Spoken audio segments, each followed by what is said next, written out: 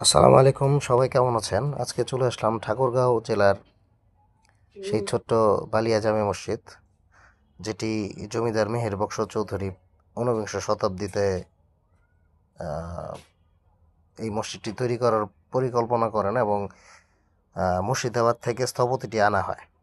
মুঘল স্থাপত্যের রীতি অনুযায়ী ডিজাইনকৃত এই মসজিদটি তৈরি করাটা ছিল তার উদ্দেশ্য।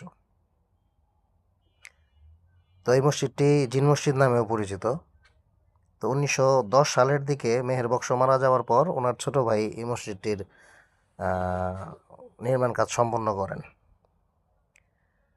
এই মসজিদটি দেখতে আসলেই সুন্দর। আপনারাও যদি দেখতে চান আপনারা চলে আসতে পারেন।